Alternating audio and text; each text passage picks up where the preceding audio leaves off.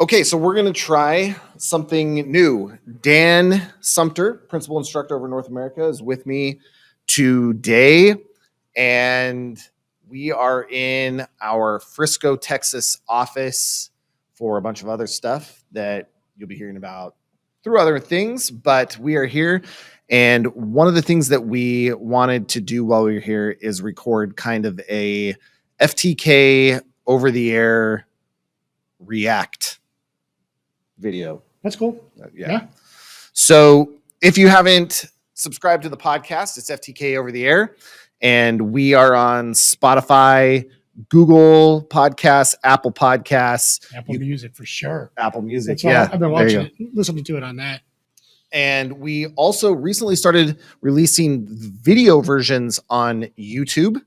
So you can check those out there.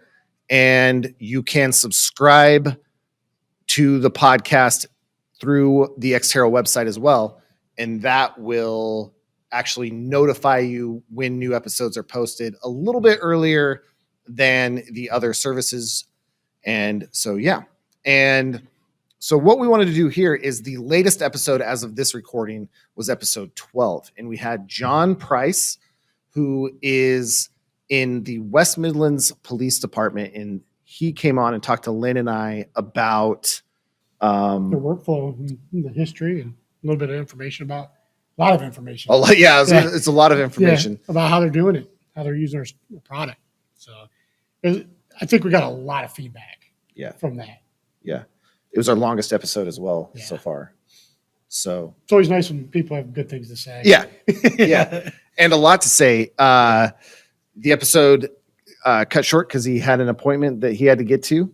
And so when you listen to it, if you haven't already listened to it, it's just very much like, and thanks, John. Yep. Goodbye. Yeah. And out. But that's okay. Maybe we can get him on again.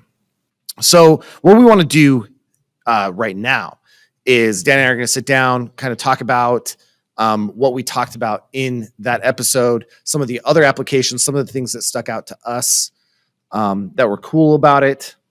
And yeah, just kind of go over it. So Dan, I want to start with you. What was kind of the first thing that stuck out to you, or the first thing that you want to talk about as far as what you heard? So the very first thing that grabbed me was he started talking about his experience. He's like, way back in 1998, right? And I'm like, wait, that's when I started policing, right? Like, oh man, we're old, right? So that was the very first thing that caught my attention. Is he made me realize I'm old. Nice. But then again, that it grabbed me and it made me listen to the whole thing, So then I'm like, well, man, I can relate to this guy. And he starts talking about, what he's done. And I'm like, yeah, I can relate to that. I can relate to that, So that's what grabbed me right off the bat. Yeah, I won't say that I was a sophomore in high school in 1998. But absolutely, I think the cool thing is he's not. I mean, he is kind of an administrator in that he is the supervisor, right, the detective sergeant over the unit. Right. But he has gotten there through a lifetime of relevant work experience and knows what his team is going through, knows what needs to happen to go forward. And so a quick recap on that. If you haven't listened, you should probably pause this video and go back and watch that first. But he has installed the FTK suite into his environment, and specifically using FTK Central as a review platform to allow more people to review the data quicker. Uses our automation engine, FTK Connect, to automatically process, search, filter, and create those cases, assign users, all that sort of mundane setup that takes a lot of time and a lot of management is now handled automatically. And then with our simplified user interface for review, more people can get it, reducing the training times and the ramp up. Yeah, that was huge. Yeah, that was huge. And so when we estimated for the U.S. market, right? Yeah. He was dead on. Yeah. Exactly by the month that we said it takes to spin up an examiner. So when he was throwing around about 10 months, we're like, I'm like, well, that's what we estimated too. Yeah. So, we may be different parts of the world, but and policing may be a little different, right? But there is a lot of similarities. Yeah. Yeah. And it's really cool how they've got it set up and how we can apply it. What I did think that was interesting as well, because we were talking, and I won't name any names, but one of the ICAC units here in the States as well. And they also said the exact same time limit. And so apparently we do have some idea of what we're talking about. Yeah. Know what we're talking about. Yeah, we've been there. So, and we went off what it took for me to get there for that timeline, and it's pretty much in parity with everybody else. Yeah. I think one of the main things, and it's right at the beginning, maybe within the first 15 minutes for sure, he talks about the forensic review workflow is not going to be, did he say, disinvented or uninvented? Yeah. Would not be uninvented. Right.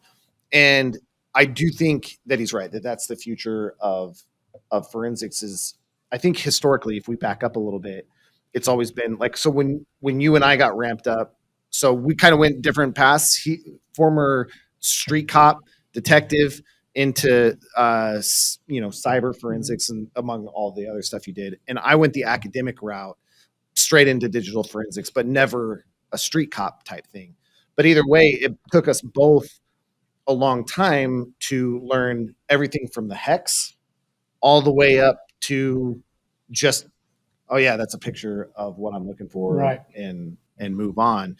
But kind of this new model that's more scalable, I think, is this forensic review model and a forensic examiner model. We're kind of splitting that and saying, hey, listen, there's an aspect of forensics. In fact, I would say, at least in my experience, a lot of forensics is just, I'm going to look at a photo, I'm going to look at a document, determine if this is evidentiary or not based on the criteria of the case, and then call it. Yeah, And do you need to know how to dig through hex and be able to convert binary to, I don't think I've ever had to do that on the stand.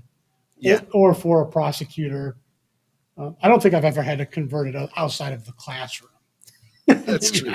But you know how? Yeah, well, kind of. Yeah. we got a whiteboard over here. But that stuff is important when it's important. Right. But the vast majority of your cases by far are review. And so you can ramp up a reviewer a lot quicker. And one of the things another ICAC commander told us was it helps build confidence in those examiners when they have those wins and they are able to do work in that space. So ICAC, of course, the Internet Crimes Against Children, working those CSAM or child sex assault material cases, it can be daunting if all of a sudden we're like, hey, let's get in and chain the fat using Norton Ghost Edit. Yeah, that always got me. I remember Bob, right, in class, he had us doing that. And I'm like, why do we have to learn this?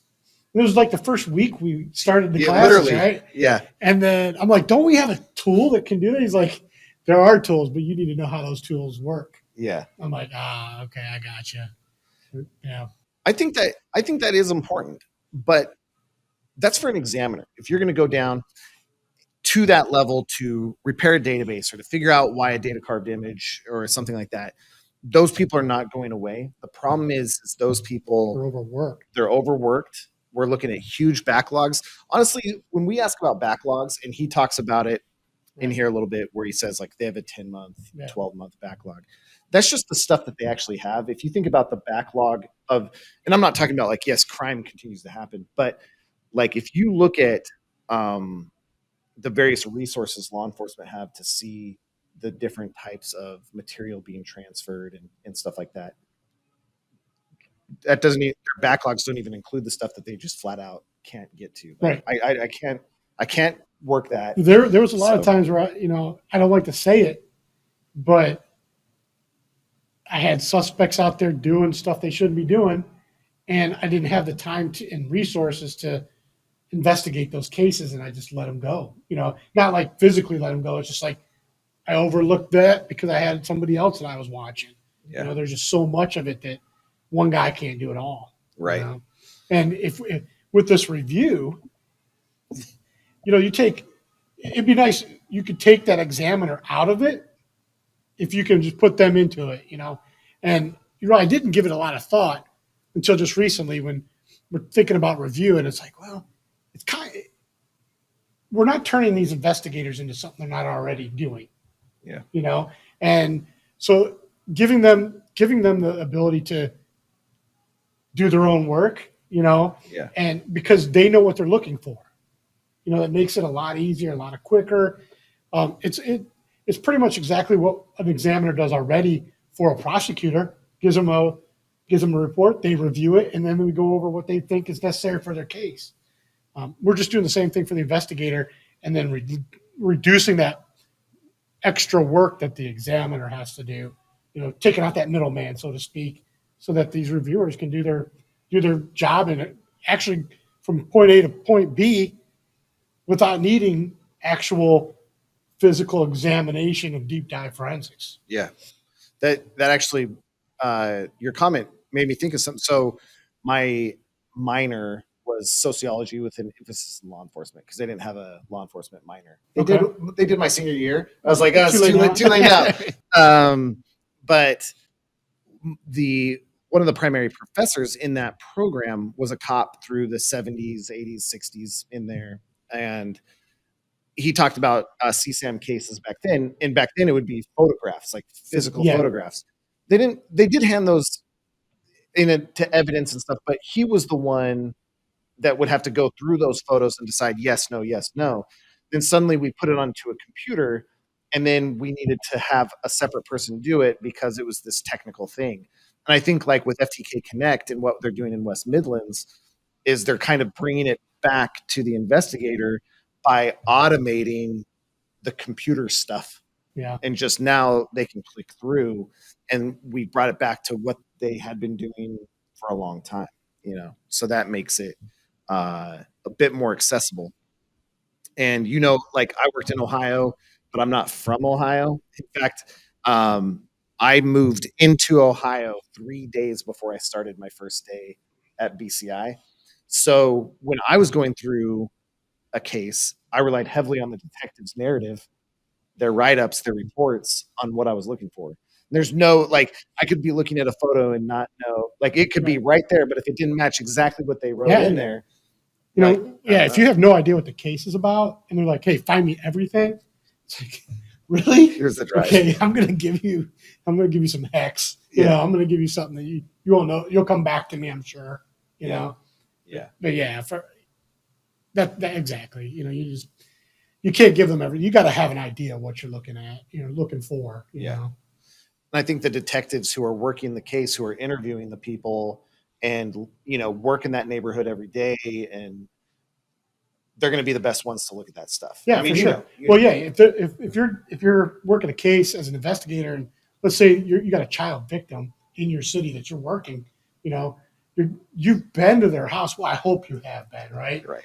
If you're doing your job, and you've been in their bedroom, you've looked around, the color of the walls, or the what's on the wallpaper, or the bedding, or the color of the carpet. Those little things, an investigator will catch.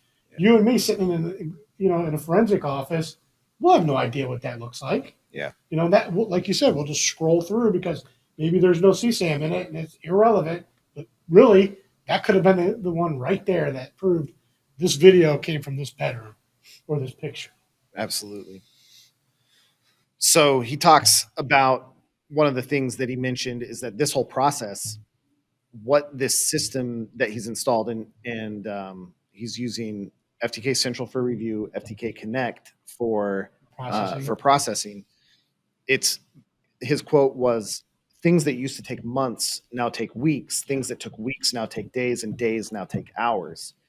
And what that allows them to do is to work more cases. But ultimately, right, we say cases because I think it's easy to track and it kind of depersonalizes it, but you're helping victims if there is a victim in that case, or like if somebody is not guilty, you're clearing that quick, because that can be a long waiting game of, hey, you've been accused of this crime, and a bunch of cops come in, take all your digital stuff, and walk out.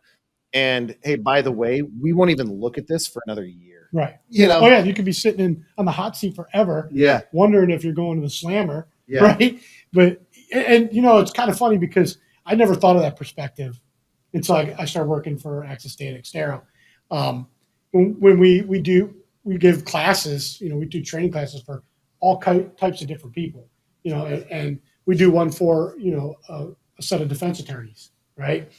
And I remember in my class, I'm so police oriented that I kept calling, all right, hey, we'll look here, and the suspect would have this in this folder, and then the suspect would have, and somebody hit the little button and raised their hand, and I'm like, yeah, well, what can I do for you? And they're, how about not everybody's a suspect? They could be a defendant. And I'm like, yeah, maybe in your world, but that's what I thought. Actually, I didn't say that, but yeah, they're absolutely right. So I had to have a different perspective of, there are, unfortunately, the justice system, some people do get jammed up and they can be sitting in limbo wondering, what's the deal? Yeah. How long is this going to take? Even if they know, they didn't do anything wrong, if there's a massive backlog, there's nothing they can do to get that relief. They can't call the police department and say, can you put me on the top of the priority? It's not going to happen. Yeah. So that, if we can, if an investigator could do a quick review and say, oh, there's nothing in here, it would have been, the guy wouldn't have been sitting and waiting over a false complaint, Yeah. So, that's huge, that's huge in that other perspective. Absolutely. And I think one of the things that we talked with John Price about is that in what you and I are talking about, you're not increasing just the speed. It's also, I think, the quality, and it comes back to being overworked. The examiners are overworked, and also that the appropriate eyes on the case. The detective can go through, get what they need, and get out.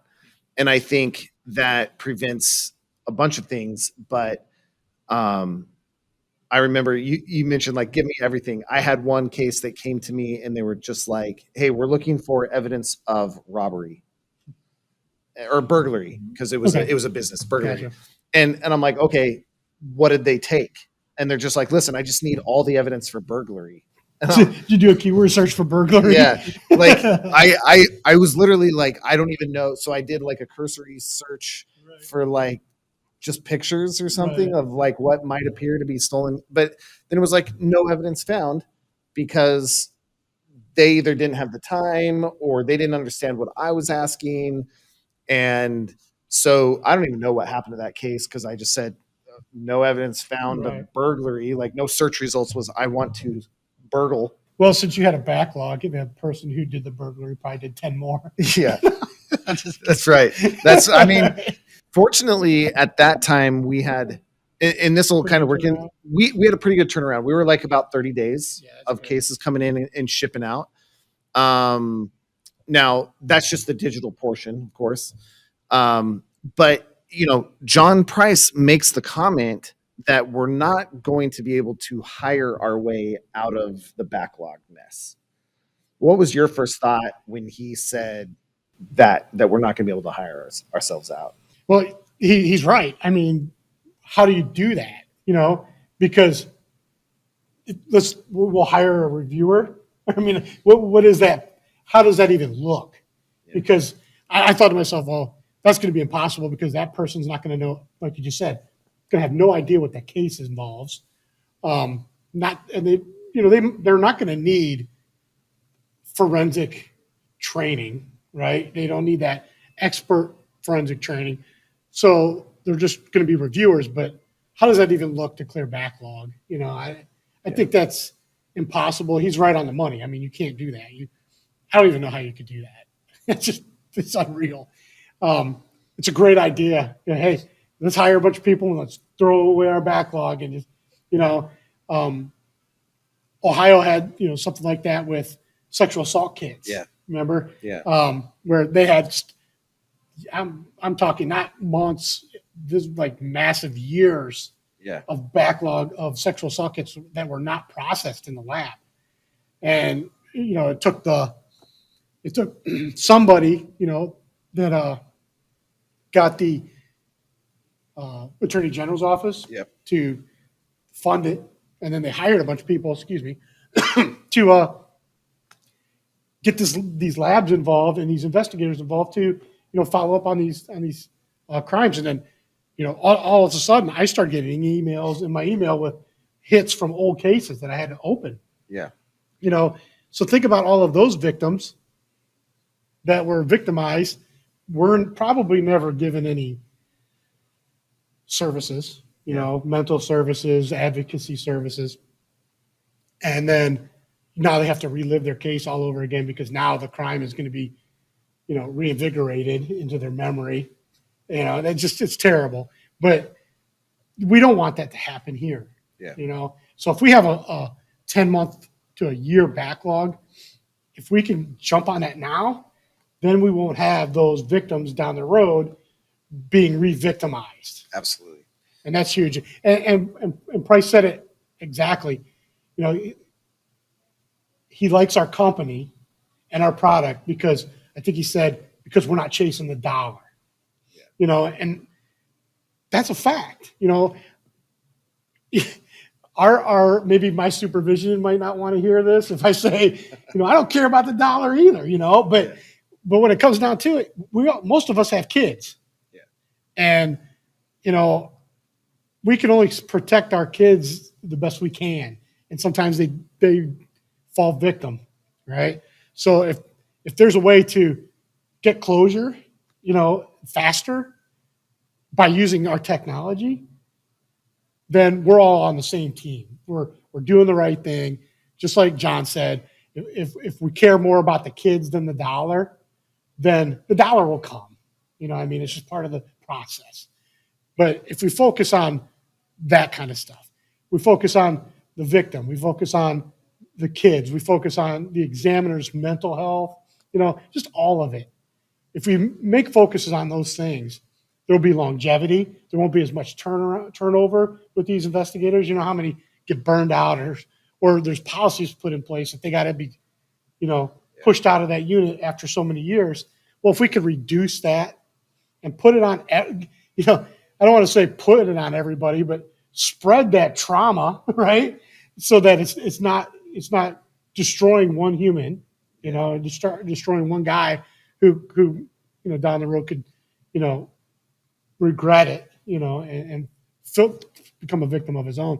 But if you could spread that out, then maybe amongst the ranks as well, there'll be an appreciation for that type of work. Yeah. Because sometimes, I've seen where, my colleagues in the past would be like, oh, you're just milking these CSAM cases. Anybody can look at these videos. Yeah.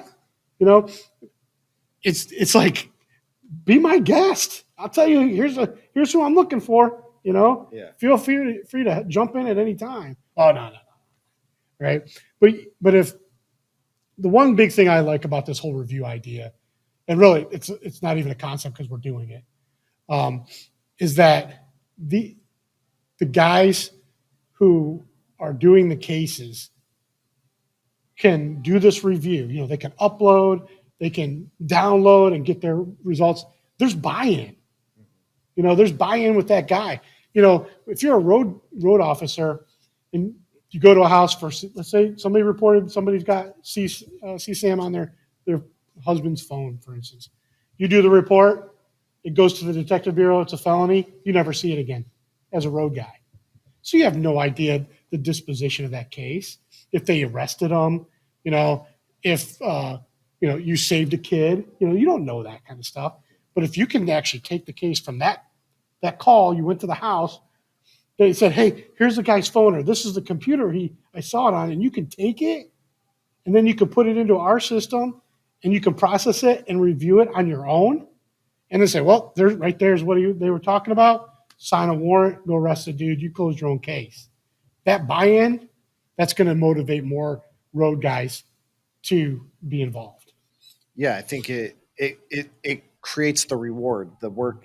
Yep. They're doing a lot of work without getting any reward. Right. You know, it's like, yeah, hey, you went and started this thing, hand it off, and go to the next one and start that one to hand it off. Yeah. So that the detective gets his name in the Exactly. in the paper. Yeah, you know? and that always sucked as a road guy, you know. And I got it. You know, I would try, and I want to say that I did this all the time, but I didn't. But I would try to call them and say, hey, the road guy would be like, hey, what are your days off? We're going to kick in this house. You know, you want to come? Or, hey, thanks for doing a good job. Because of your report, you know, we got this, this, and this. And, you know, so I tried.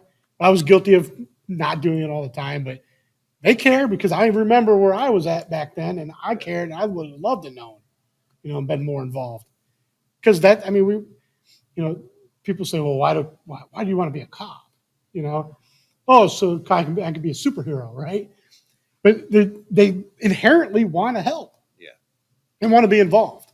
You know, they're not out writing tickets all the time. You know, so yeah, if we get that buy-in, I think that would be just that much more successful. I think the cliche or the phrase "many hands make light work," in this case, it'd be many eyes. I guess make light work. To where, like you said, you're reducing that burnout.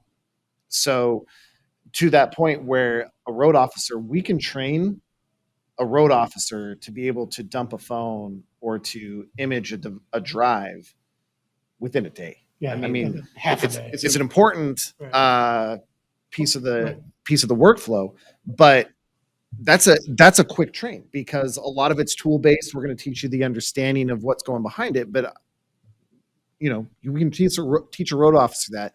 Then once they review all the processing, that's already preset. That's pre-automated. It's going to go out, then he's going to get that notification. And then can he look at a photo? Probably. Can he watch a video? Can he click and say that's important? Yeah. Put a check mark next to it or label it or bookmark it. That's easy stuff. Yeah.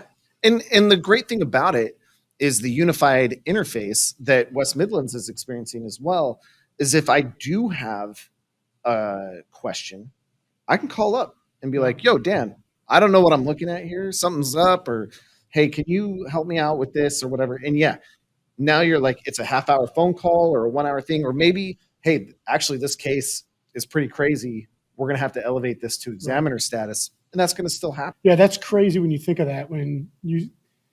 Before this, I would have to, like, for instance, if you were back at BCI where you were at, and let's say I was just working a case and you imaged a bunch of stuff and did my report and everything, and I went back to my station and I'm reading all of this output you gave me.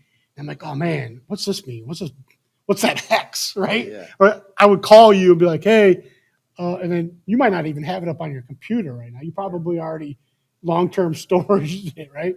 So then I would have to drive back and say, hey, can you show me a little more? And there's a lot of time in between that. But now with this system, you actually have access on your computer where you could, at real time, say, hey, yeah, just like John said in the thing, what's your object ID number? What's this?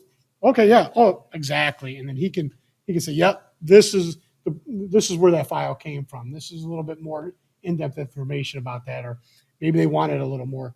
He could provide that on a moment's notice, which is awesome. I think it helps create a sense of, I don't know, so like I said, I went the academic route. So I was always the deep dive nerdy dude in the back room, no windows.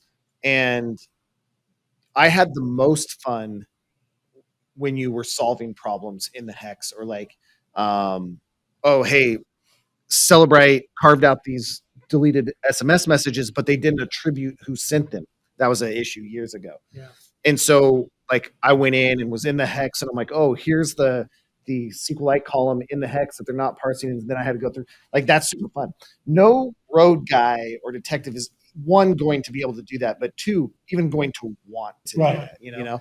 And what this does, I think, at least from my perspective, the way that I look at it is, as the examiner, that's what I'm going to get to do more often, because the ones where it's just like, look at case, find images, mark images, yes or no, and move on, you're going to do that. The field guy is going to do that because that's what they should be doing.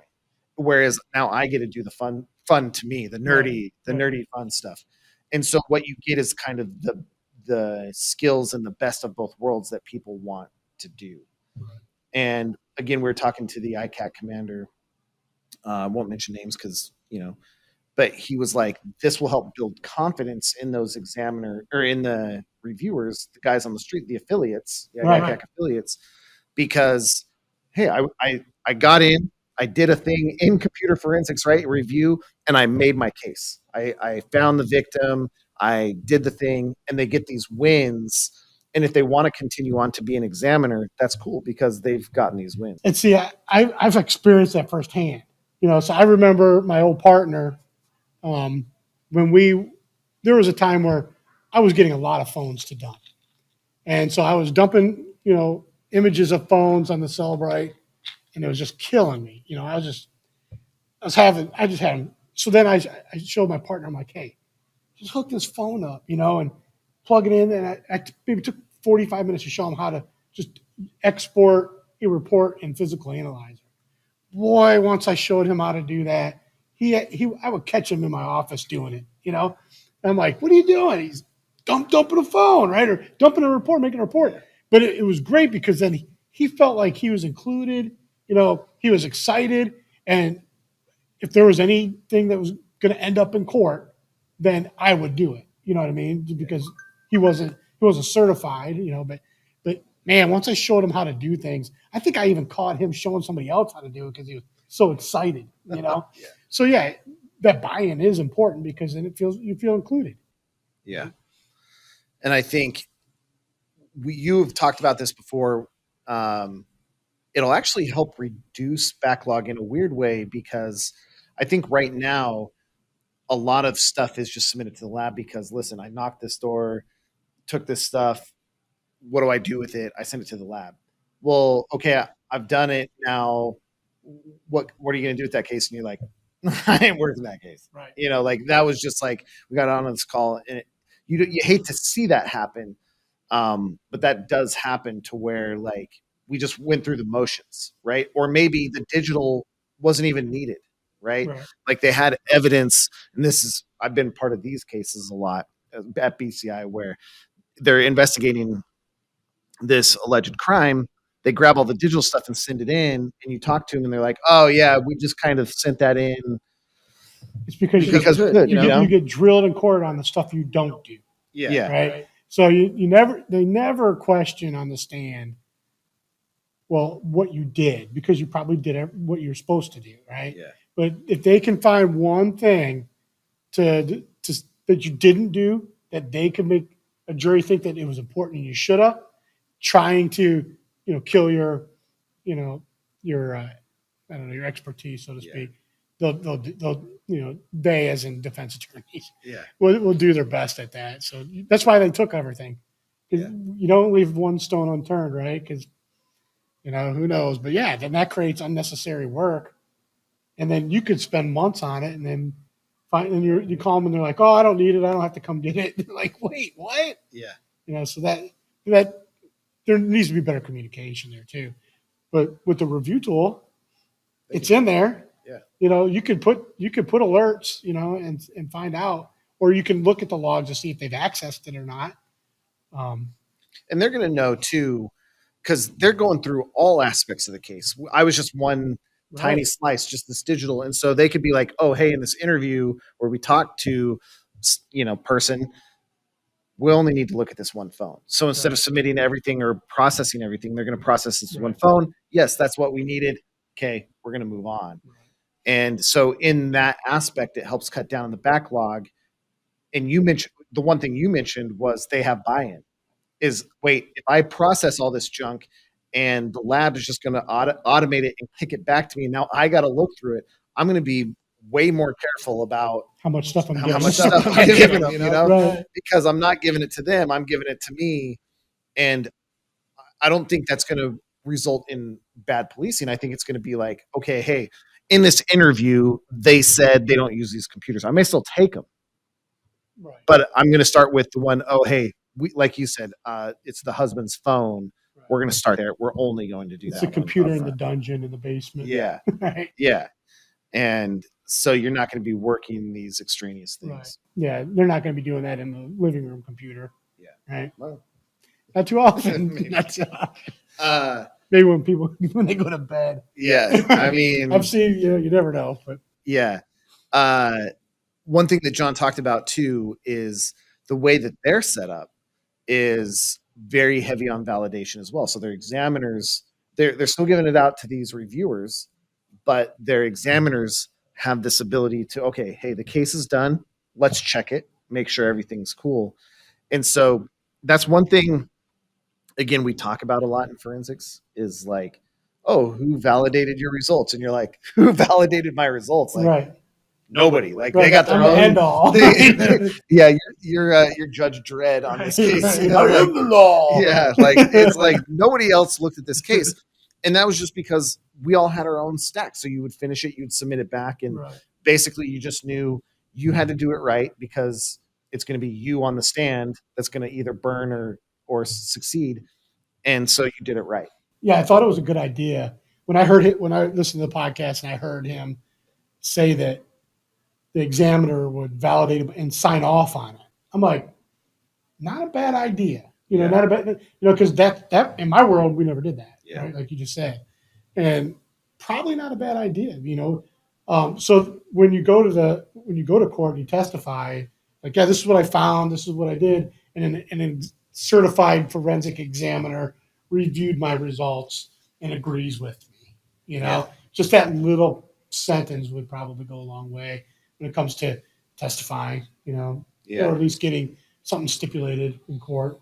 Yeah, it's definitely defensible because it's like, hey, I went through and now two people have looked at this and said, yep, okay. Because you'll have that defense attorney that says, well, what forensic training do you have? Well, a review tool, I just reviewed it. Yeah, I'm a certified reviewer. Yeah, exactly.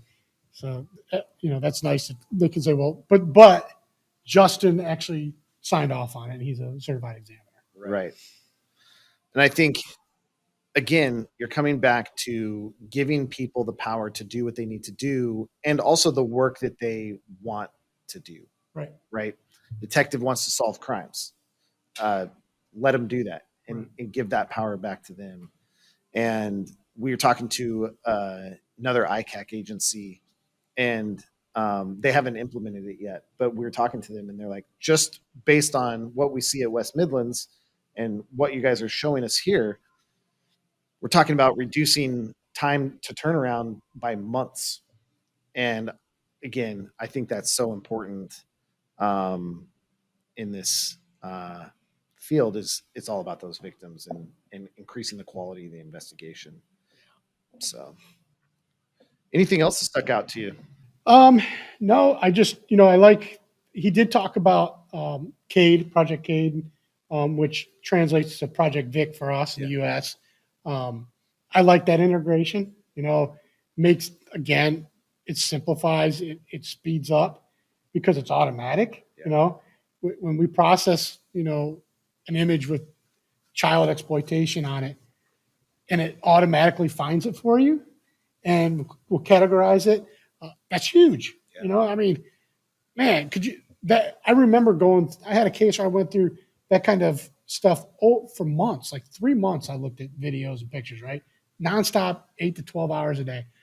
It would have been nice to throw that into a review tool that automatically marked those as known child exploitation. And then I wouldn't have had to spend the time to look at it, So seeing those features that are implemented in West Mids, from one of our trainers, John Cook, he was heavily involved with Mr. Price, and he put on a presentation to us just recently in one of our internal trainings. And when I saw how that workflow and how it also, once it's categorized, it clouds the picture, right? Or, it distorts it. That, I was like, man, I wish I had that, that would have made my life a lot easier, because eventually that investigator, like myself, you get desensitized and then you're just like, those pictures should make you upset and mad, but eventually you just, stale. It's just like, Just next. And you're like, and if you just take some normal person, then I don't consider myself normal after all that, but that would, if somebody caught a picture, they would be like, oh, what are you looking at? And for me, I'm like, next, and it wasn't doing anything to me. There's something wrong, right? So, yeah, when you can see that kind of stuff was implemented and that reduces how much stuff you have to look at, it's fantastic. Yeah. Fantastic. I'm glad to be part of it, and I'm glad that we can, the future guys, the future examiner, future investigator, detective, road guy, whoever's using it, if we can make it better for them, I'm all about being part of it. Yeah. We walked so they could run. Yeah. Yeah. That's okay though, No, yeah. It's gonna be interesting to see how things change in that way, because when we were doing it full time, which isn't that long ago, we're talking 2 years in your case, Yeah. three now, and about 7 in mine. Like cloud was a definite no, and reviewing wasn't a thing either. Like it never even really crossed your mind. It was just like, hey, yeah, I wish I would have I invented review. it. Yeah. I wish I would have invented it, because now I'm thinking, man, that's what I did for those prosecutors. I should have thought about a tool that would have gave them what they needed. Yeah, and I think John Price nailed it in that this is the way it's going. Is this kind of separation, this review process to get through, both in speed and quality. And I think it's the only way to go. Yeah. You guys talk when you and him talked the other day, and you gave him some inside, scoop on one of those organizations that we talked to that they bought into massive server storage. Oh yeah. And then the guy's like, we're stuck. Yeah. We just got, well, what's your solution now? Buy more storage, right? More I'm storage. like, holy moly. And he was upset, that that's where that's the position that they put themselves in. And that's the position that every police department is in. And ICAC, they're all in the same position where they're just putting more storage to put more cases, and it's just sitting there. And so this on cloud, this cloud solution, it's going to be the only way to go. You know, we'll have everybody will have their temporary storage, but I mean, you can only put so much data in your server room until the thing catches fire, right? Yeah. But yeah, on the cloud, that's the one thing is law enforcement agencies, forensic examiners, there's no network guy in there. Yeah. You know what I mean? There's no, the IT can only do so much. And, forensic guys don't go to, have computer information system degrees, right? So they don't know. So they're just going to continue to store it, buy more hard drives. So by implementing that cloud storage, that's just going to be the best route. And eventually it's going to, the cost, is going to, even out eventually. And I think like you said, availability is huge. So it'll be a good transition. Yeah. I think, 2 things on that. So the BCI evidence room was just filled with top to bottom hot hard drives, top to bottom. I don't know what they do now, but yeah. And that was 7 years ago. Probably got a room next to that room. Yeah. I don't know if but yeah. And then, I remember going to a police department before that, and the IT guy was a badge and a gun carrying cop who had been relegated to IT. And I think he actually enjoyed it. Like that was kind of his jam. But we were talking to that guy, and maybe John Price mentions it as well. Let's give the data to people who manage data, and we'll handle the investigation. Yeah. And so, and I think that's what I was getting at. And I went off course. You're absolutely right.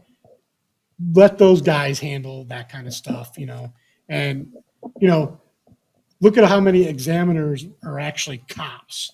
It's like, let's kind of turn this over a little bit and hire more examiners right out of college. I'd like to see that as a dedicated, career choice. And it's starting to in these larger agencies, but the municipalities, their budgets are only so big, so they're like, well, we're already paying a cop, so let's find. Oh, there's Sumpter. He knows how to. He carries a beeper, right? Yeah. He knows how to. He likes cell phones, right? So he's got the new cell phone. Everything. Yeah. So he probably can do it, right? So, but I think if we go out there and we get people involved, that now there's a place for the cops, because I did have an investigative mindset when I was doing the forensics. Yeah. So it does have its advantages, but I'd like to see it would have been fantastic to have a couple examiners in my office with me, and then they could have helped me, and that would have made things a lot easier. But yeah, let the people, the network guys, the storage guys, the computer guys, let everybody has a place, and then instead of one-man bands trying to, stick Yeah. network cable into a Synology and trying to share it. Yeah. Well, cool. All right. Well, I think it was a great podcast episode. I think there was a lot of information. I think the cool thing about it, kind of in closing, is that this workflow, while we focused on the law enforcement because we were talking to John Price out of a police department in England, it applies to the enterprise world. They're just as backlogged. They've got tons of work to do. It's about automation. It's about reduction of data that you need to look through and making it easy to get through that data. So a lot of good applications out of this thing. Yeah, and just lastly for me is that I've never met John, so hopefully I will. I probably will. But I did want to tell him thank you from the training team that he did mention Sarah and the work that everybody's put into it. We all appreciate it. So Cool. Thanks for saying that. Cool. Well, thanks for watching. If you have any questions, go ahead and put them down in the chat or wherever we've posted this. Yeah. We're just recording it right now. But all right, we release a new episode of the podcast about every 2 weeks. So make sure to check that out. And if you want to appear on the podcast, or if you have questions as well, either way, you want to reach out and contact us, it's ftkovertheair@xterra.com, and you can reach out. Thanks again.